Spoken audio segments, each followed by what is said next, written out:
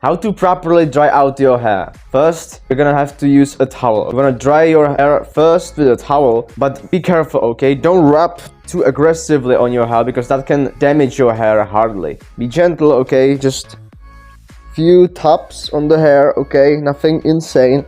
But don't rub like this, okay? That will damage your hair and it's not gonna help you in any way. Number 2 is to apply some kind of essential oil or even better, a heat protectant, okay? If you have a heat protectant, then awesome. That will make sure that when you blow dry your hair, it's not gonna be damaged with that heat, okay? Number 3, you're finally gonna blow dry your hair with a blow dryer. Be careful, don't use the blow dryer way too close to your head, like this. Be blow drying it just on the scalp, because that can damage your scalp, that can damage your hair. It's not gonna serve you, okay? So hold the blow dryer at least from this kind of distance, at least 5 to 10 centimeters, because that will make sure that you're not damaging your hair and your scalp. And final tip, if you want to add some volume to your hair, I recommend looking down with your head and then blow drying your hair against gravity. Just gonna lean your head forward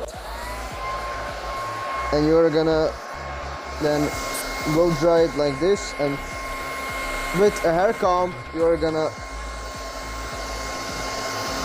style the hair and you're gonna be blow drying against the gravity, okay?